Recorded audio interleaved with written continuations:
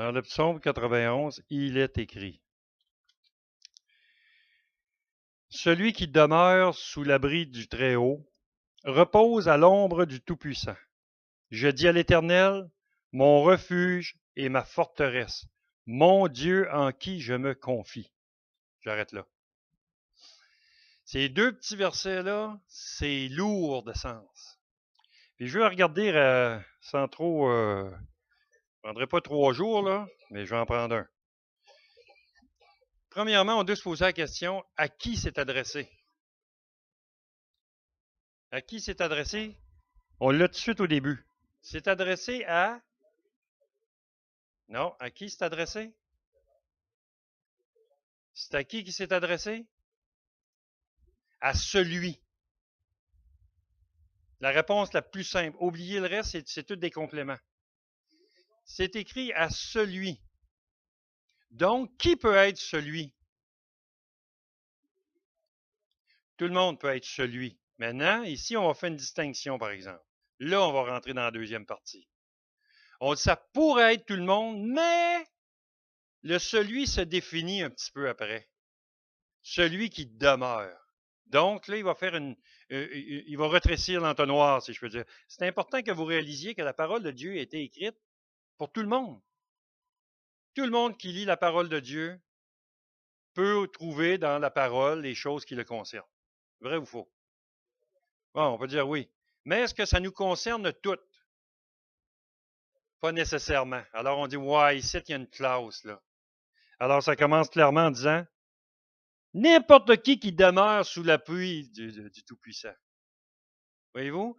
Donc, ça s'adresserait à comme Jésus dans Jean 3,16, où il a donné son Fils unique afin que n'importe qui, quiconque croit. Voyez-vous? L'Écriture, elle a cette beauté, c'est que c'est pas exclusif, mais il y a des choses qui peuvent devenir exclusives et on a le droit de rentrer dedans. Je ne sais pas si un matin, il y en a beaucoup qui demeurent sous l'abri du Tout-Puissant, mais en tout cas, ce psaume-là nous dit ceci. Celui qui demeure sous l'abri du Tout-Puissant, il repose. Savez-vous, c'est quoi la plus grosse maladie du siècle? Le stress. Comment on fait pour... Le stress, ça n'en prend, hein, parce que sans ça, on ne va pas rien faire. Là. Mais qu'est-ce qui se passe? Comment on fait pour régler ça, le stress? Ça va prendre la paix quelque part. Voyez-vous? Ça prend la paix. Il faut arrêter. Comment arrêter la tête de penser la nuit? Ça vous arrive-tu de vous réveiller la nuit et commencer à penser à vos problèmes? Oui, c'est ça, c'est humain. Comment on réussit à arrêter ça? Exact. Alors, on va chercher la paix dans le Tout-Puissant. On va aller se reposer à l'abri du Tout-Puissant au lieu de se reposer à l'abri de nos couvertes. Voyez-vous? Ça doit être mon oreiller, ça doit être mon drap, ça doit être mon matelas, ça doit être ça. Ça se peut-tu que ça doit être ta conscience aussi? OK. Comment tu fais reposer la conscience? À l'abri du Tout-Puissant. Le repos. Reposer, là, ça ne veut pas dire qu'on est inerte. Là. Ça ne dit pas celui qui meurt. Non, non. Celui qui se repose. Donc, il est encore en activité. Qu'est-ce qu'on faisait à l'école quand on était petit? Ben là, il sonnait une cloche, ça disait récréation. Récréation, il appelait ça la pause de l'avant-midi. Je ne sais pas si c'est encore ça aujourd'hui, là, mais c'est ce qu'on avait. La pause de l'avant-midi. Pensez-vous qu'on allait dehors pour se reposer? Non, non, non. On allait dehors pour se reposer de notre professeur. Voyez-vous? On appelait ça la récréation. Excuse-moi. Ah, toi, c'est sûr que tes étudiants ne veulent pas y aller à la récréation. Mais ce que je veux dire, c'est que quand il y a le repos dans l'abri du Tout-Puissant, ça ne veut pas dire qu'on ne fait rien. Mais je vais attirer votre attention sur les 3 choses, en fait. Quand on se repose, c'est parce que automatiquement, il fait le verset 2, il dit, je dis à l'Éternel, mon refuge, ma forteresse. Ça veut dire que c'est un endroit qui est sécuritaire. Tu ne peux pas te reposer quand tu n'es pas en sécurité. Alors ici, il prend le temps de le mentionner. Celui qui demeure, ben, il va se reposer, puis il est en sécurité. Voyez-vous la ligne? C'est vraiment important, parce qu'on va toucher à ça. Là. Dans le psaume 23, vous savez que David, il compare l'Éternel à un berger. Il me fait reposer dans de verts pâturages. Il me fait reposer. Puis il dit dans de verts pâturages. Ça veut dire quoi? C'est ça, c'est beau, puis il faut se nourrir. Il ne m'amène pas dans le pâturage pour dire oh, es-tu la brebis arrivée dans le champ des cultivateurs? Hein? Il arrive les brebis dans le champ, et ils disent quel beau champ! Puis là, ils meurent toutes de faim. Non, non, il me fait reposer dans de verts pâturages. Je me repose en mangeant. Je me repose dans la sécurité de mon berger. Mais il est en activité. Et c'est important. Pourquoi on peut se reposer à l'abri du Tout-Puissant? Parce qu'il n'y a personne d'assez puissant pour arriver en haut du tout. Donc, si tu es à l'abri du Tout-Puissant, même ce qui est puissant ne peut pas t'atteindre. Saisissez-vous? C'est le summum de la protection. Il n'y a jamais quelqu'un de plus fort qui va arriver pour troubler ta paix. Il n'y a rien qui peut troubler ta paix quand tu es à l'abri du Tout-Puissant. Puis écoutez ce que ça dit là. Celui qui, c'est quoi le mot qui est employé? Fait sa maison, habite, il demeure. C'est pas quelque chose que je passe pour un temps, puis après ça, je m'en vais. Non, non, ça dit c'est celui qui demeure là. Il y a trop de gens qui se pensent des croyants qui vont aller faire un petit tour, puis ils sortent de cet abri-là. Oh, je sais tout le temps, j'ai un cousin à la tête. Alors, remets-toi en dessous de l'abri. Comprenez-vous? Il y a quelque chose de fondamental là-dedans. Tu ne peux pas juste dire je vais aller en dessous quand ça fait mon affaire. Il y a un orage. Oh Seigneur, il mouille, ah oui, il mouille parapluie. Il mouille plus, tu te fous du Seigneur? Savez-vous que c'est ça la majorité de notre planète, là, des gens qui disent qu'ils croient, ils servent de Dieu quand ça va mal. Maintenant, je fais attention parce qu'en même temps, dans Oser, comme je disais un matin, c'est que Dieu il envoie aussi des malheurs pour qu'on se tourne vers lui. OK? Qu'on se repente. Mais il dit, je t'ai envoyé la rouille, la teigne, la maladie, et ainsi de suite.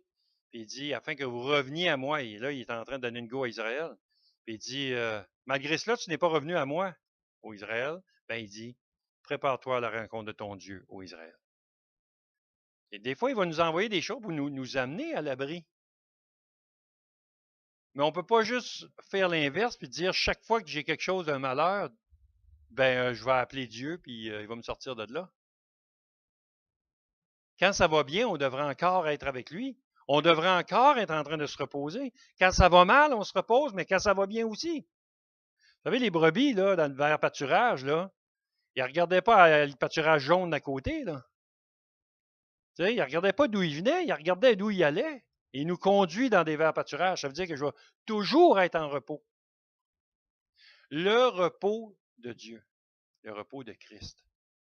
Dans Hébreu, il fait mention, où il nous dit, c'est aujourd'hui jour du salut. Ben, il dit rentrer dans son repos. Celui qui rentre dans le repos de Dieu se repose à ses œuvres. Les œuvres que tu fais selon la chair, prends celle-là que Jésus a préparée d'avance. C'est plus reposant. Voyez-vous, il y a une question de demeurer à l'abri du Tout-Puissant. De demeurer, c'est bien important qu'on bâtit la maison. Je dis bâtir la maison, façon de parler quand je dis maison dans une maison, là. C'est Dieu qui a bâti la maison, ben rentrons dedans et restons là. Ça doit devenir notre demeure. Celui qui repose à l'ombre du Tout-Puissant, il dit, je dis à l'Éternel, mon refuge, ma forteresse, mon Dieu, en qui je me confie. À qui tu veux parler? Et c'est pour ça que je vous ai posé la question tantôt. Comment on sort de l'angoisse de la nuit? Exactement. On se confie à l'Éternel, c'est là que le repos revient. Je ne sais pas combien de personnes peuvent vous témoigner que lorsqu'ils se mettent à prier, toute la tension rebaisse, revient à un niveau normal, et puis sont capables d'affronter les moments durs de l'obscurité. On n'est pas fait pour la nuit, hein? Ah, c'est pas le fun d'être réveillé la nuit, parce qu'on est fait, nous autres, pour être réveillés le jour. La nuit, c'est anormal. Alors, celui qui marche à l'abri du Tout-Puissant, il n'y a pas de nuit. Ça n'existe pas. Il est toujours en train de vivre. Et c'est toujours le jour. L'Éternel, il ne se couche pas la nuit, là. Il dit, hey, l'autre, excuse-moi, là, ton temps de prière, tu serais-tu bon de le prendre à 6h30 au lieu de 4h? Dieu, il ne fait pas ça, lui-là. Là. Vous comprenez l'image? Hein? C'est qu'il ne va pas se reposer, puis il n'est pas tanné de nous entendre, il aime ça. Une brebis, c'est complètement dépendant de son berger. Elle le suit. Il reconnaît sa voix. Elle reconnaît la voix du berger, puis elle le suit. Je vous ai parlé, on avait un frère à Longueuil là, que j'aimais bien, j'aime encore bien, là. Mais il y avait quelque chose, lui, il se promenait avec une brebis, partout. Il allait au stade olympique avec sa brebis là, dans une foire de n'importe quoi, là. Puis il se promenait avec sa brebis sur son dos. Puis à un moment donné, il y a sa brebis, il est habillé en berger. Puis là, il y a du monde, écoutez, c'est des milliers de personnes. Fait qu'il laisse sa brebis comme à l'entrée du stade ou quelque chose de même, là. Puis il s'en va, il voulait illustrer comment une brebis, ça marche sur le son de la voix du maître. Il s'en va l'autre bout de la foule, puis il monte, il y a un petit podium, puis il appelait sa brebis. Je me rappelle plus le nom de sa brebis, mais c'était un nom de fille, là. Fait que là, il appelle sa brebis, puis tu l'entendais, mais tout dans la foule à travers. La brebis s'est ennuie jusqu'à lui. Il y avait beau avoir du monde qui essayait de la flatter, il y a du monde qui essayait de la faire changer de voix, puis non, elle s'est ennuie direct à lui. La brebis reconnaît la voix de son maître. Maintenant, je vais faire une petite parenthèse avec ça, mais c'est important ce que je viens de vous dire là. La brebis reconnaît toujours la voix de son maître. Elle est en sécurité avec son maître. C'est lui qui donne la nourriture, c'est lui qui accorde la protection. C'est lui qui la flatte, il donne toute son affection qu'elle a besoin. Fait que quand le maître il parle, qu'est-ce qui se passe? La brebis s'enligne sur le maître, sur le berger. Au son de la voix du berger, la brebis répond. Je vous dis ça. Maintenant, écoutez-moi la petite exhortation. On vit dans une époque où on ne veut pas reconnaître la voix du maître, on ne veut pas entendre la voix du maître. On vit dans une époque où les brebis sont plus attachées à la parole du maître. Et c'est pour ça qu'il y a confusion dans la foi et dans le langage de la foi, parce qu'on ne s'attache pas à ce que la parole de Dieu dit. Lorsque Dieu parle, la brebis obéit. Lorsque Dieu appelle, c'est le bon berger. On est à son abri. Comment je peux savoir qu'il m'appelle si je rejette les Écritures? Je ne peux pas savoir. Il y en a qui vont nous dire, ah, mais c'est spirituel l'affaire. Hey! On vit sur la planète Terre, puis Dieu s'est fait homme pour venir nous parler à nous, les terriens. S'il avait voulu nous parler strictement spirituellement, il nous aurait envoyé un terrible flash. Mais c'est pas ça qu'il a choisi de faire. Il a laissé sa parole a été faite chair, elle a habité parmi nous. Savez-vous quoi? Comment on peut reconnaître la voix du maître? C'est avec la parole. Sinon, ça vaut rien. Sinon, ça vaut rien, ça va devenir des beaux discours. Vous pouvez avoir des très bons orateurs. Mais s'il n'y a pas la parole de Dieu, ce n'est pas la parole du maître. Savez-vous ça? Le berger, c'est Christ. Pourquoi il nous laisse sa parole? Pour qu'on aille à lui. Voyez-vous? Alors, pourquoi vous allez dire qu'il n'y a pas de berger dans 91? Non, mais il repose à l'abri du Tout-Puissant. C'est lui qui est son refuge. Il revient là. Et c'est tellement important. C'est Jean 10, pour ceux qui cherchent, là, Jésus, c'est le bon berger. Hein? Il n'y en a pas d'autre comme lui. Maintenant, allez dans Hébreux 13, s'il vous plaît. On donne un autre titre. Hébreux 13, verset 20.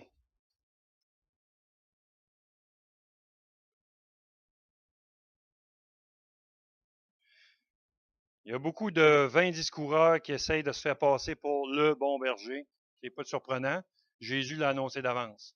Il y en a plusieurs qui vont aller en prenant son nom, en disant qu'ils sont le berger, et puis les gens le suivent, mais pour leur propre perte, malheureusement. Hébreux 13, regardez verset 20. Que le Dieu de paix qui a ramené d'entre les morts le grand pasteur des brebis. Ah, il dit, c'est pas seulement un pasteur, avez-vous remarqué? Le grand pasteur des brebis. Avez-vous déjà vu un titre comme ça ailleurs? Non, c'est Jésus.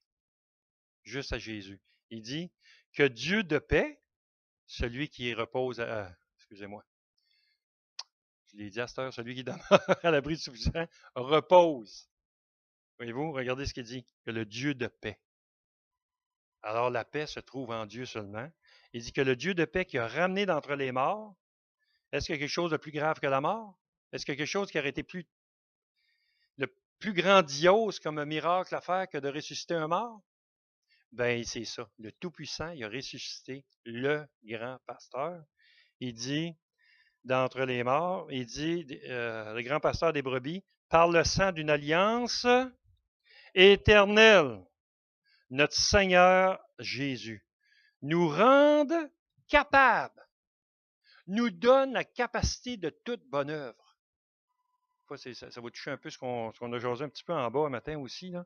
Vous rendre capable de toute bonne œuvre. Pourquoi? Pour l'accomplissement de sa volonté. Voyez-vous? C'est lui qui va nous dire quoi faire. On ne peut pas, nous autres, décider de dire Dieu, tu t'es trompé là, ici, là. C'est comme ça que ça devrait marcher. Non, non, non. Il dit c'est Dieu qui devrait nous montrer quoi faire, pas l'inverse. Si tu reposes en paix, parce que tu demeures à l'ombre du Tout-Puissant, n'est-ce pas? Ben, il va t'enseigner. Mais si tu ne prends pas la parole, tu ne peux pas être enseigné. Même vous avez un pasteur qui est en avant, ou qu'on appelle pasteur, ou un ancien, selon ce qu'il y aura dans les églises, un enseignant qui ne vous dit pas la parole de Dieu, vous êtes dans le champ. Vous êtes aussi bien d'aller dans une conférence de néant, ça va être la même affaire. Ça ne sert à rien. Il y a seulement la parole de Dieu. Tout ce qu'on peut faire comme enseignant, c'est communiquer ce qui est écrit dans la parole. Et ce qui est écrit va faire son œuvre. Le reste, ma parole, la vôtre, c'est la même affaire. Ça ne vaut pas plus une que l'autre. Mais si nos paroles sont paroles qui est écrites dans les Écritures, wow! Vous savez, j'ai raconté la semaine dernière ou l'autre semaine, je ne me rappelle plus si c'est ici ou à Fermont, là. Mais j'étais en train de parler de la parole de Dieu avec quelqu'un. Elle a un argument en disant, bon, ça se peut pas que Dieu condamne le monde. Et ça se peut pas qu'il y en a qui vont aller en enfer. Et là, c'était toute une affaire. J'ai dit, OK. Et la personne croit en Dieu en passant. Mais ils vont tous au ciel. J'ai dit, OK. Là, j'y montre les textes. J'y fais lire. Je dis rien. Je donne sa Bible, j'y fais lire. Après qu'elle lit ça, je tourne la page, je montre un autre texte, je dis, parce qu'elle disait que j'ai interprété la Bible. J'ai juste fait lire. J'ai dit, vas-y, interprète-moi ça. J'ai pris l'autre verset, j'ai tourné, j'ai montré. Savez-vous c'était quoi sa conclusion? Ah, moi, je crois pas ça. Voyez-vous? Et c'est là qu'est toute l'erreur. Combien de personnes disent, je crois en Dieu, mais je ne crois pas à ce qu'il dit? C'est là que ça devient. Puis sans le dire, je le dis avec gravité, parce que c'est grave. Parce que ça conduit l'homme à la perdition. La religion, les sectes, les mouvements, quels qu'ils soient, ne peuvent pas nous conduire à Christ. Il n'y en a pas de mouvement. Fait que quand même, vous aurez le meilleur des gars qui se présentent alentour aux élections chrétiennes, on va l'appeler de même. Ben, ça va juste demeurer un bon gars. Ça ne va pas demeurer un vrai gars. Je parle de vrai dans le sens vérité proclamée par la parole de Dieu. Tu ne peux pas peux pas dire je suis à l'ombre du Tout-Puissant puis rejeter ce que le Tout-Puissant dit. Ce que ça dit ici, c'est que lui nous rende capables. S'il dit qu'il nous rende capables, ça se pourrait-tu que c'est parce qu'on est incapable d'accomplir la volonté de Dieu? Ben oui, c'est ça. Ben c'est lui qui va nous rendre capables de faire sa volonté. C'est ce qu'il nous dit dans le texte. Donc, je ne suis pas capable en partant. Est-ce qu'on peut accepter ça, qu'on est une gang d'incapables? Voyez-vous? Mais il dit aussi, je puis tout par celui qui me fortifie. C'est toujours en Dieu. Je peux faire la volonté de Dieu parce que Dieu me rend capable de la faire. Pas parce que je suis capable de nature, mais parce que lui me rend capable de la faire. Mais pour faire ça, il faut absolument faire comme l'apôtre Pierre dit, désirer comme des enfants nouveau-nés. Le lait spirituel est bon, c'est bon. Il dit afin que par lui vous croissiez, vous rejetez le péché, puis prenez le lait de la parole si tu es au lait. Prends-toi du pablum si tu es au pablum. Prends-toi des céréales plus fortes un peu, puis après ça, on introduira les fruits. Puis après ça, on introduira les steaks. Hein? Puis pour les végétariens, pas de problème, on introduira la salade. On fera une progression dans les sortes de salade s'il faut. Vous rajouterez des carottes là-dedans, puis des navets, puis des choux, puis ah ouais donc. Vous pouvez. Ce que je veux dire, c'est que la parole de Dieu, elle a pour tous les appétits. Elle a pour tous les niveaux d'individus. Ça n'a pas rapport. Que tu sois un enfant ou un vieillard. La parole de Dieu demeure la parole de Dieu et c'est encore Dieu qui va rendre capable de toute bonne œuvre. Il ne fait pas de distinction de personne. Tu as une jambe, donne-le au Seigneur. Il te reste juste ta tête, donne-le au Seigneur. Voyez-vous? Il rend capable tout être humain qui se confie à lui. Est-ce que c'est assez reposant? Alors, ça dit, OK, je suis mieux de le laisser faire, ça va être moins pire. Donc, je vais laisser faire Dieu, je vais écouter ce qu'il dit, puis lui, il dit qu'il va faire, on nous rendre capable de faire toute bonne œuvre pour l'accomplissement de sa volonté. Est-ce que à ce point-ci, vous avez des questions avec que je switch? Pas de questions? Merci Seigneur. Dans les... tournez avec dans le psaume 15, et puis je vais terminer avec ça. Le psaume 15, quand on parle de demeure, c'est bien important qu'on réalise encore une fois que on a la capacité de demeurer.